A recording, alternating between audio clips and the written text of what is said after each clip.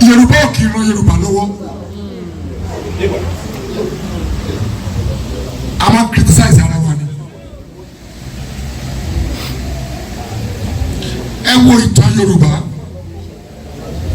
Yorùbá náà máa rán sí Yorùbá. Tí Yorùbá bá dáràn, àbẹ́ bá ti ọ̀rọ̀ mọ́ lọ́rùn. Yorùbá ló máa ṣe lọ́ọ̀yà tó máa against ẹ̀.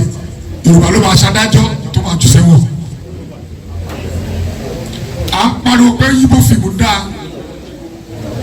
Àwọn Yíbò máa ṣí ilé lẹ̀ fún àwọn èèyàn tiwọn.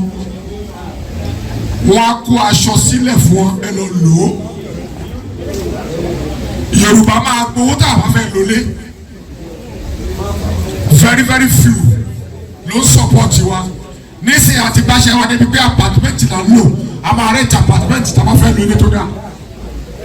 Yorùbá dẹ̀ ní ilé tó pọ̀ ní VI ní Lẹ́kì lájà káàkiri. Ṣùgbọ́n àdúgbò àyè ọpẹ́ yìí o. Technology nìkan kọ́ ni problem wa. Sòókò ṣẹ̀ṣẹ̀ mú microphone. Wọ́n wá ń ṣàlàyé oyè tí wọ́n jẹ ṣe yẹ kó rí bẹ́ẹ̀. Kí ló dé tí Sòókò mú owó lẹ̀? Ká fi fíìmù sọ ìtumọ̀ oyè tí wọ́n jẹ.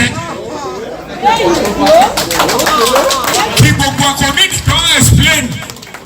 Explanation yìí bí èèyàn 200 ló gbọ́. À ń sọ̀rọ̀ Aníkúlápó lónìí. À ń sọ̀rọ̀ Akẹ́ṣikólé lónìí. Àwọn kan ni wọ́n wá owó yẹn tó fi tell story yẹn tí gbogbo ayé wa gbọ́. A ní culture lẹ̀ Yorùbá. Nígbà tí mo délé Soko lọ́sàn yìí, ẹ̀yin ò sí lé, mo bá mọ́ mi wá. Mo wá sọ pé Soko, mo mọ Soko báyìí, mo mọ Soko báyìí. Wọ́n wá láti ṣàlàyé fún mi pé Soko tàwọn báyìí báyìí báyìí ló ṣe rí. N máa pàtàkì fọkùnrin ni. Èrè tó ní ní lẹ́kẹ̀sì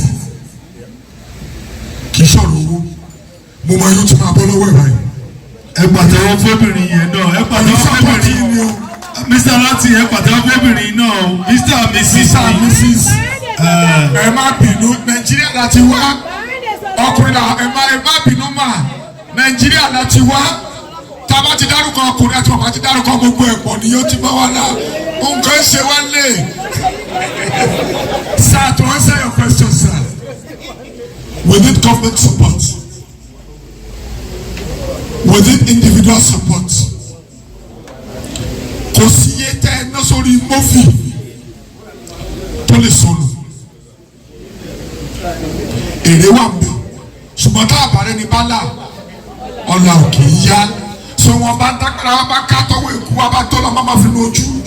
Until ìgbà tá a bá rí àwọn investors that are ready to invest into our industry, that is when we'll be able to compete with people that are out there. God bless you, sir. All right. Let me have a woman, then we come back to men.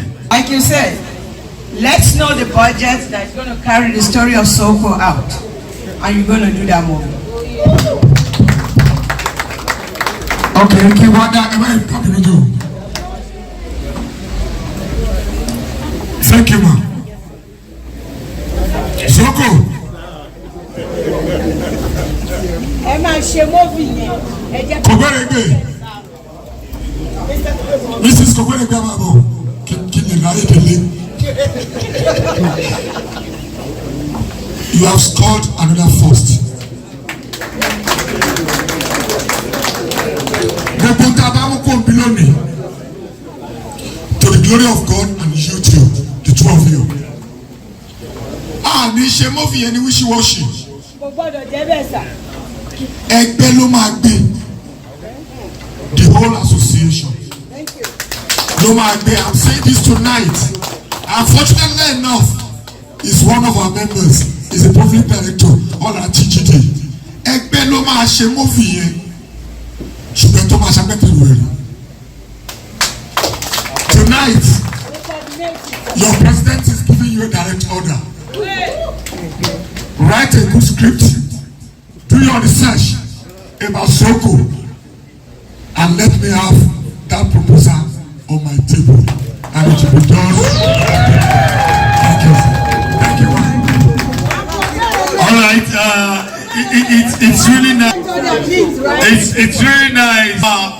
You said, sir, that when you went to the house, they said Soko buy, Soko buy, Soko buy, which basically translates that in Ife, just like Ibadan, she said Tele, Loye Ibadan. You understand? Now it means basically that we have several Soko. Even here in Dallas that we have like 2 Sokos. 2. Yeah, because I know of another Soko, which means that my question, do you compete among Sokos, or Sokos is an anointed? You always have an anointed next in line. Okay, we will talk, it's part of the research. We will get there. We will research it. Next question.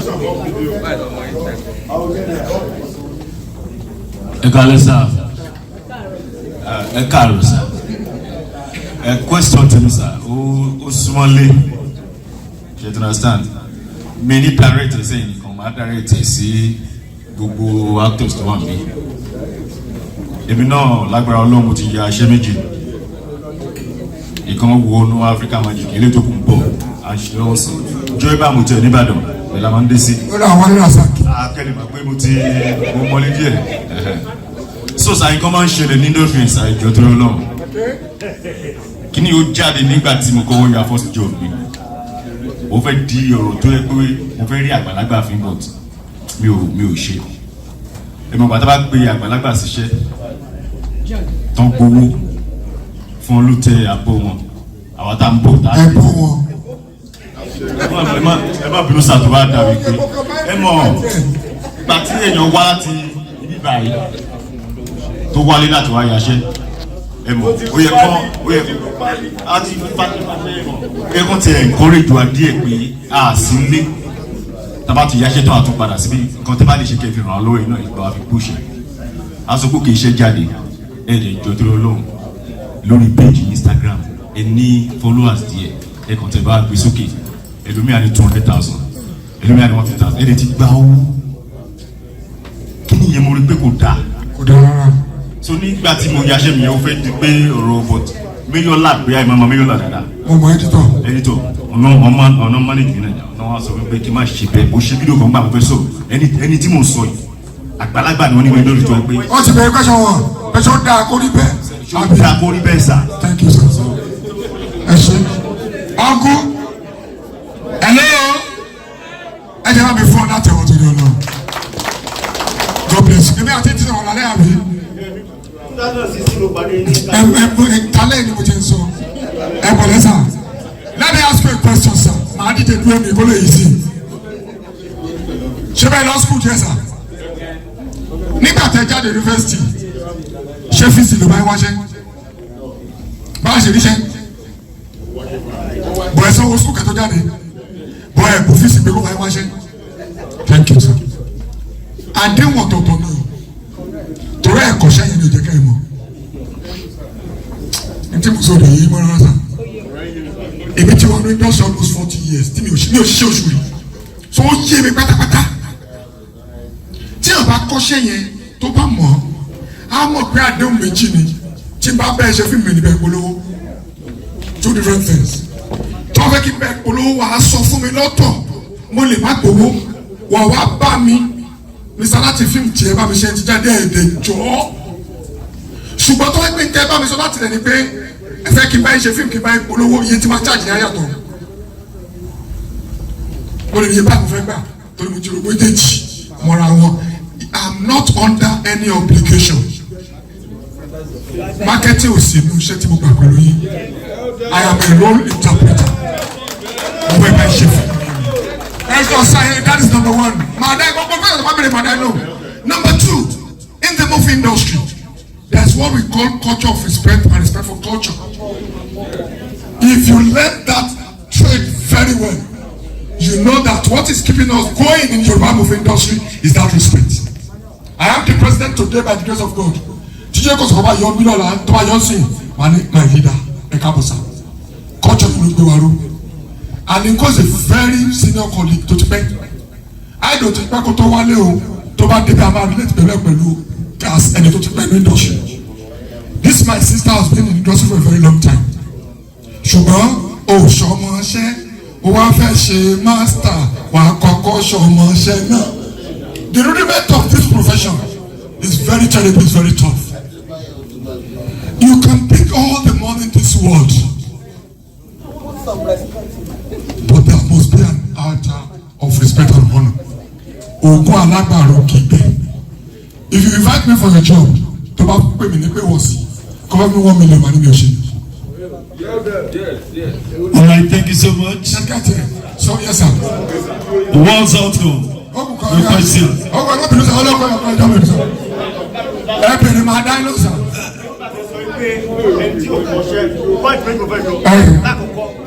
ẹnìkan bèrè question kan lẹ́ẹ̀kan pé Yorùbá ló ṣe Yorùbá first ẹlẹ́kẹ̀jẹ̀ ní ti ẹni tí ò kọ́ṣẹ́ so ẹni tó wà ní ìlú yìí so torí pé kò ní passion fún gbàgbé mo fẹ́ wá ṣe ilé so mo ń láti kó ẹrù mi wá sí Nàìjíríà láti wá kọ́ṣẹ́. Very good. No, madam, no, dada. No, ẹ má bí no, wọ́n sọ dada o, wọ́n sọ dada o. Ẹ ṣe jàre má dà wọn ló, kò yé wọn, kò yá wọn yé jàre má dà wọn ló.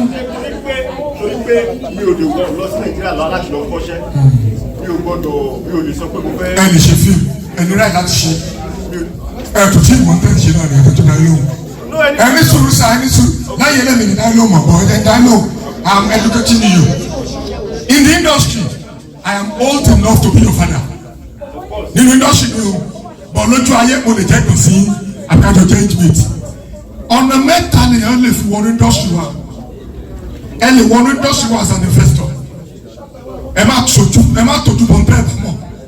As an investor, ẹ kó wá. We call them executive producers. Mo fẹ́ ṣe fíìmù. Owó wà lọ́wọ́ mi, ẹ lọ ṣe fún mi. Mo need èrè ẹ̀dẹ̀ kọ́rọ́kọ́ mi sí as a helpful producer. In my own association, if you don't belong to the producers guild, you cannot produce. If you don't belong to the directors guild, you cannot direct.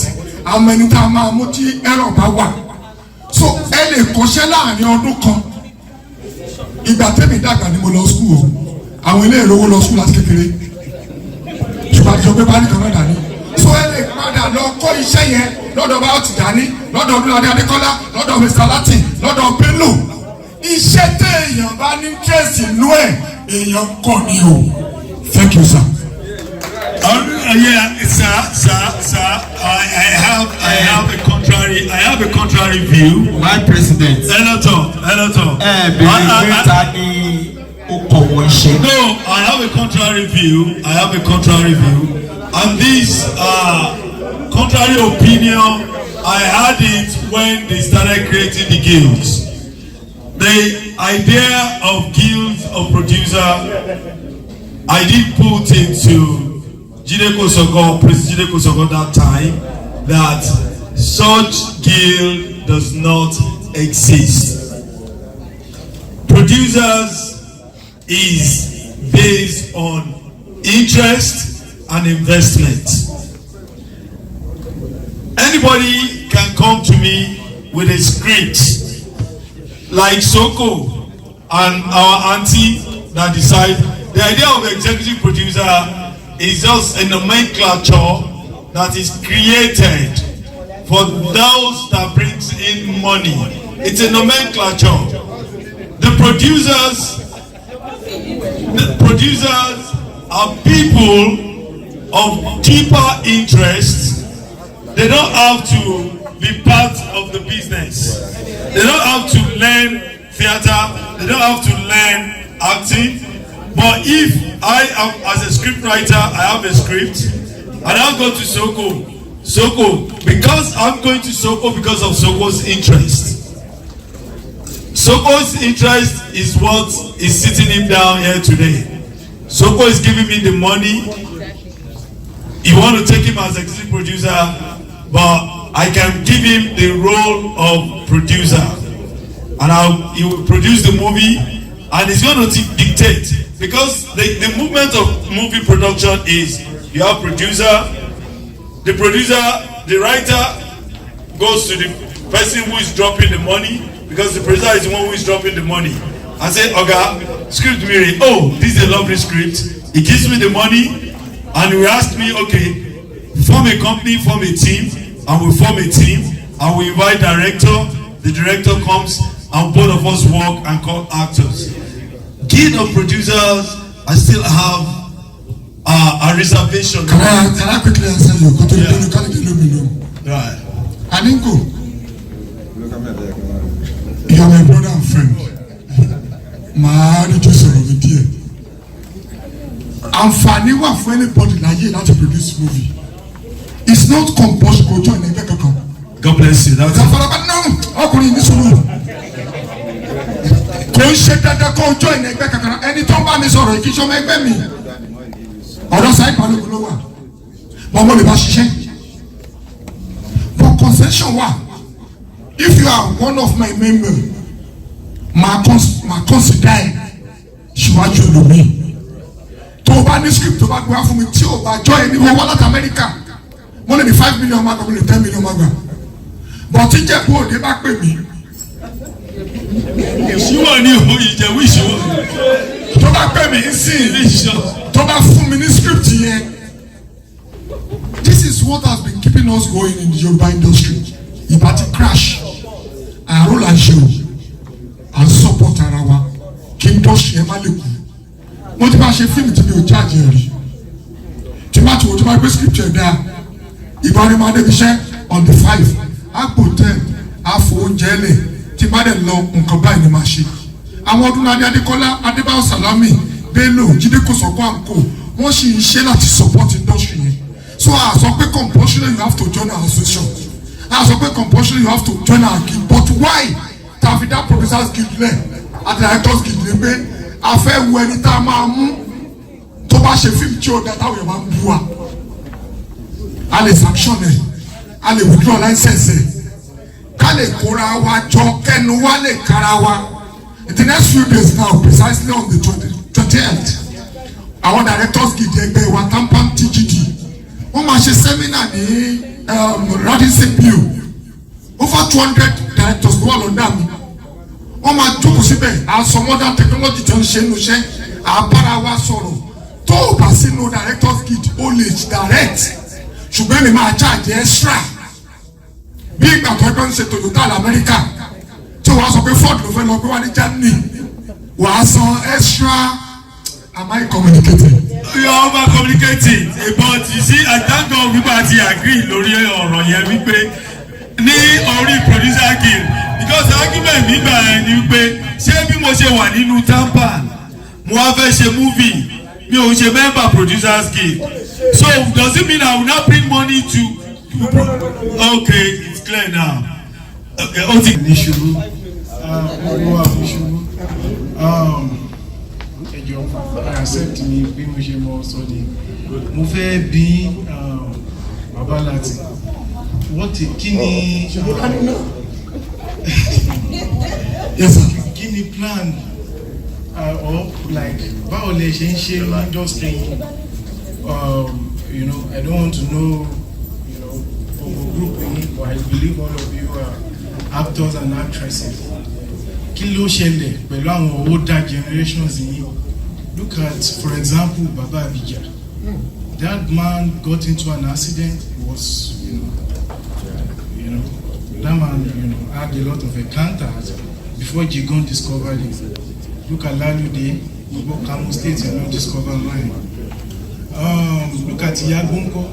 Somebody like was Agbala Gabriel was the one that helped that woman. Even Moto Yangon start that way. They gave her a car. And so okay, look at Baba Fade Oloworo. That man got to a stage of depression that he was drinking all around. I'm sorry, I'm not trying to tear your curtain. I know you guys are doing very well, but I just want to know what is actually going on within your industry. To be just way, our older generations here, Baba Jimalu, I went to University of Ado-Ekiti. Baba did well, but you know, Odabi Boshefuri, you know, yes, the American company, but I believe you guys can do better. She understand. So okay, apart from our way, and you know, that one stage you can see. Apart from the newer technology, internet and all that, you are going to get to that stage. You know, because retirement plan, because you are going to get there. Because okay, now I'm from Ijesha land, and I'm a typical man called Ajewole Ademokoya, aka Baba Ijesha. This man is roaming about the street of Ijesha land. He's suffering, and he's okay. Let me just read this out to you. Permit me.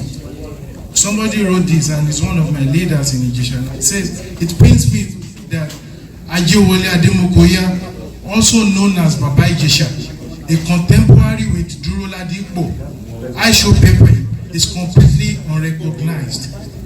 I looked at his photo on social media and Googled him and discovered that this man is a seasoned broadcaster who helped to promote the Ijesha dialect on broadcast media and movies.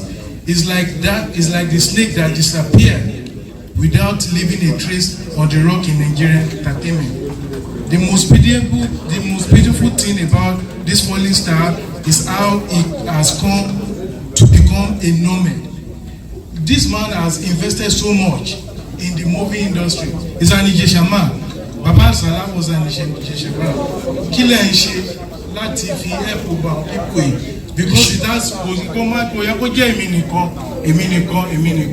Thank you, sir. United we stand, divided we fall. As a Yoruba person, I believe what unites us is bigger than what can divide us. Thank you, and sir. I believe this is what Tinubu believes in that makes him a president. Thank you. Please, let us look into this. Thank you very much. This is a very one or two. To down ẹjọ́ kò sá mo fẹ́ ṣàlàyé díẹ̀ Soko àti gbogbo èèyàn tẹ́ wà níkàlẹ̀ ẹ farabalẹ̀ kẹ́ gbọ́rọ̀ mi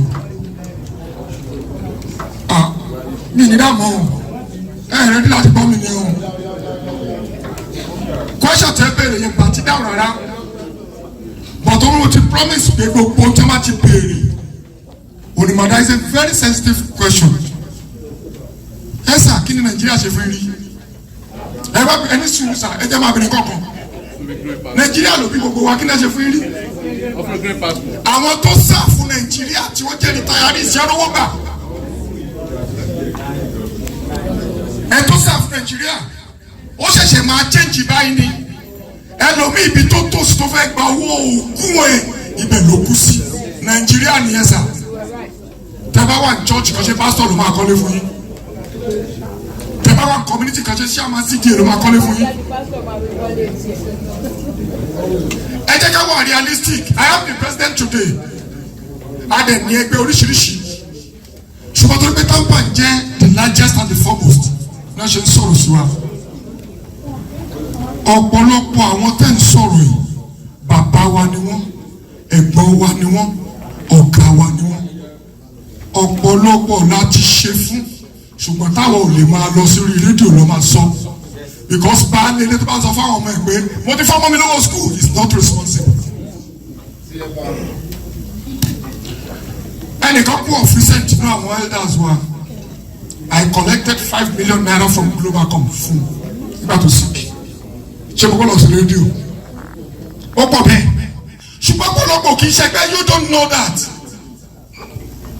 Do you know the meaning of association? Do you know why we associate? Tó bá ní ìṣòro ká dúró tiẹ̀, tó bá ní díẹ̀ ká ṣe fún ẹ. Ẹ bèrè lọ àwọn tí wọ́n bá ń sọ pé àràn wọn lọ́wọ́ pé kí ló ti ṣe fẹ́gbẹ́ yẹn rí. Iṣẹ́ wa ò dàbí iṣẹ́ tẹ̀ ń rò. Màá lọ sí location. Wọ́n á fún mi ní owó mi nígbà tí iná mi bá ń jó. Màá charge 50,000 mo fẹ́ gbà, 100,000 mo fẹ́ gbà, 1 million mo fẹ́ gbà. Máa gbà kò sí táàsì tá a máa yọ nú ẹ̀ mo ń kó lọ nínú ọ̀ṣẹ́ tó bá wù mí ni. There's no champion forever. A time will come when you will not be able to do so many things again. Omi tó bá ti pọ́n lẹ́dùn gbé ló máa mọ̀. Gbogbo wa lè má ní lọ́ọ̀kì ẹ̀ tán. Tí a bá ní a fẹ́ ṣe health insurance, ẹ san 10,000 naira, ẹ bí wọ́n jẹ́ wọ́n san. When I came on board 4.5 years ago, the first major thing was on the pay, move very reduce báwo yẹn ṣe lọ sínú wọn. So the television ló máa tọrọ owó, and that has reduced drastically. I make bold to tell you today that I've spent over 10 million naira on the head of my members. That is done. Kò sí ọ̀nà ìlànà. Omi ni màá dárúkọ. If àwọn tó lórúkọ, that support. Ṣùgbọ́n ìwọ ṣe ń tó yẹ kó o ṣe. Wá sí pàdé lásìkò tó yẹ kó wá sí pàdé. Contribute tó yẹ kó contribute. Wàá lè lẹ́nu ọ̀rọ̀ wípé ẹgbẹ́ mi ò ṣe fún mi, mo dẹ̀ ṣe fún wọn. That is one. Àwọn tí wọ́n ràn wá lọ́wọ́ láti kọ́lé fún àwọn ìyá wa àtàwọn bàbá wa dúpẹ́ lọ́wọ́ wọn. Wọ́n ẹ̀bùn wa nu iṣẹ́ wa tó ẹ̀kọ́ ṣe ni. Àdúpẹ́ kó túbọ̀ máa bá wa ṣe lọ. Ọlọ́run ní fẹ́kúrẹ́ wọn. Ẹni tẹ́ ló rìn kí ní léṣà, èmi ò mẹ́ni yẹn. Ẹ farabalẹ̀ sà, ẹ̀yin náà bá ti gbé mọ́tò kan fún un. Ẹ má bínú sà, ẹ má bínú sà, ẹ bá ti gbé mọ́tò kan fún un. Torí wípé service to humanity ni. Afisa, I have over 30,000 members. Over 30,000 members. Ni mo ní. Tàdé ṣé wọn bá tí arúgbó lè ṣe. Let me now say this. For the past 4.5 years, ẹni tó bá lòun dá kọjá 5,000 naira ẹ̀ẹ̀kan ṣoṣo tó jẹ́ TAMPAN ẹni kó jáde. Mi ò decide láti má gbowó lọ́wọ́ èèyàn. À ń build ọ̀nà táwọn èèyàn máa fi jẹun. Wọ́n á lè ṣe gbogbo ẹ̀ lẹ́ẹ̀kan náà. Tẹ́ bá wọlé social media ẹlòmíì máa sọ̀rọ̀ wàá kàn lọ click lórí fọ́tò wa pé ṣọ́ ẹ̀kẹ́ ń délé lóhùn. Ṣé wọ́n gangan ti dúró fúnra rẹ̀ náà? You are in disgrace. Ẹ lè ra ayé lọ́wọ́ màá wò pé lè tó jẹ́ fún oúnjẹ. But because data ṣe yóò cheap. And when you get to certain stage in your life, I want to go out on the responsible. To those people that have supported us, we thank them. Thank you so much. Kòkòrò ìgbẹ́ ti ṣe tiẹ̀ lónìí. Kòkòrò ìgbẹ́ ti ṣe tiẹ̀ lọ́wọ́ báyìí. Ìtàn akọ history will be kind to you. Sọ̀kọ́ ti sọ̀rọ̀, mọ́mí wa ti pàṣẹ lẹ́nìí. We will not get there just a day. It's a gradual process. Nísìnyí báyìí nínú ẹgbẹ́ tèmi à ń ṣe database lọ́wọ́ báyìí. I can assure you in the next 3 weeks 21 days go to me sir 21 days go to www.tampan.org in the next 21 days go to me ibẹ̀ ní ti máa rí àtọ́jọ́ ọmọ ẹgbẹ́ wa gangan.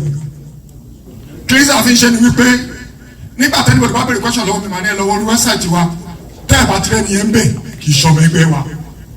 Ọ̀pọ̀lọpọ̀ ìyá ìmọ̀dí là ń jẹ bọ̀tà gbàmọ́ra torí inú ẹ̀gbin òun la ń gbé. So ẹni tẹ́ ẹ bá nípa láti ràn lọ́wọ́ ẹ má dùn òde wa. Ẹni tẹ́ ẹ bá nípa láti kọ́lé fún ra mọ́tò fún ẹ má dúró dè wa. Ẹ ti ràn wá lọ́wọ́ nínú iṣẹ́ wa náà ni and we continue to appreciate that.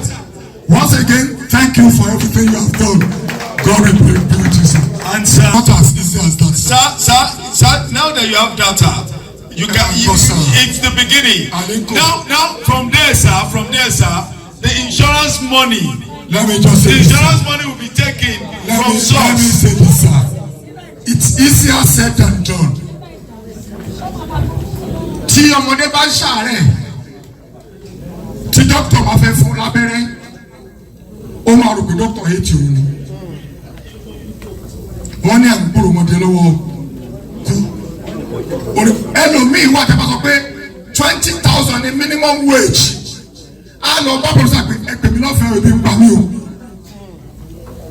ṣe nígbà tá a bá ṣe database yẹn tán tá a mọ iye ọmọ ẹgbẹ́ wa tó wà nínú kíní yẹn the first thing ni wípé you have to be insured tó o bá lè ṣe kúrò nínú ẹgbẹ́ wa lọ́jọ́ ìgbẹ́ tó bá wù ẹ́ ṣùgbọ́n agbọ́dọ̀ kọ̀ọ̀kan mọ iye ọmọ ẹgbẹ́ wa náà kí list yẹn wà yẹn là ń ṣe lọ́wọ́ báyìí ṣọ́ọ̀ṣì ń sà. If I'm insured, if I and I don't get job, how do I get? ẹ lọ máa ṣe tẹ́lọ̀. Next question. Ẹ káàárọ̀ màá reintroduce ara mi again Bayo Shita mo dẹ̀ mọ̀ pé ẹ mọ ẹ̀gbọ́n mi Remi Shita. ọmọ ìlú pàtàkì. ẹ ṣé gan ni God bless you.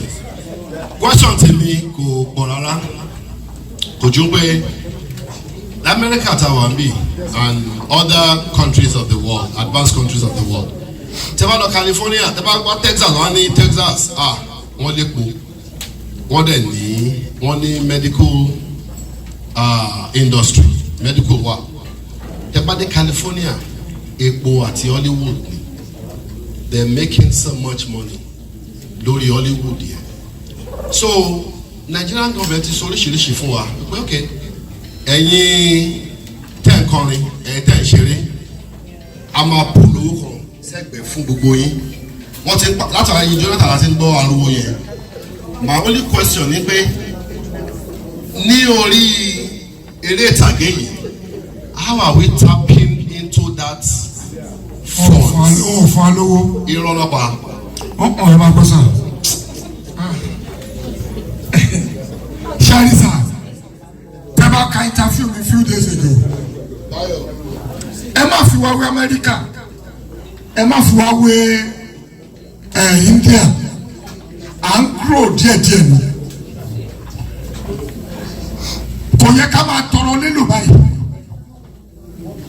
ó yẹ kí film village wà ní a fẹ́ lo police station a fẹ́ lo seaport a fẹ́ lo yẹ ó yẹ kó ti wà so a fẹ́ lo hospital a ṣe máa lọ máa tọrọ hospital ni àwọn báyìí ṣe ò jẹ́ ká gbádùn film fund owó tẹ́ ni wọ́n kó lẹ̀ yẹn nínú àwa bíi 45,000 50,000 70,000 ó lè jẹ́ 100 péré ló máa jẹ àǹfààní owó yẹn so but ìjọba tó dé yìí àti kọ lẹ́tà àti grant interview a mọ̀ pé ìjọba eléyìí máa pè wá. lẹ́nu one week yìí. ibiṣẹ́ wa ní àbẹ̀rẹ̀ owó ẹ jẹ́ kí iṣẹ́ wa kó ń sì fún wa láti ṣe tí nọ́mbà ti wà tí grant wà tí lóònù wà then we be able to apply our trade in a more conducive environment that is all we need. iṣẹ́ yẹn yé wa ṣùgbọ́n kó sì support ta lè fi ṣe lágbára Ọlọ́run ọba very soon pẹ̀lú àwọn ìdáhìnrín lọ́tún àti lọ́sì gbogbo ẹgbẹ́ tó ń jẹ́ ẹgbẹ́ onítíátà Nàìjíríà we have 18 associations recognized by government kò ṣe Yorùbá nìkan àti Yorùbá àti Yíbò àti Haúsá 18 àwa ni wípé ìyà ń jẹ gbogbo wa gbogbo àwa 18 yẹn pátápátá àti kóra wa pọ̀ under one umbrella a pè ní Federation of Registered Guild and Association we speak one voice tobacco lè tiẹ̀ lónìí ó lè wọ TAMPAN tobacco ní TAMPAN ní olùwọ́ ANTP so díẹ̀ àti bẹ̀rẹ̀ báyìí iná yẹn mú wa la ṣe kóra wa jọ the next 1 year ẹ̀rí progress nínú creative industry. Ladies and gentlemen, by the grace of God. Please put your hands together for Papa Lati. Bolaji Amusan, you guys refuse to ask Iyaneko question. You refuse to ask Ijebu question. Enough is enough.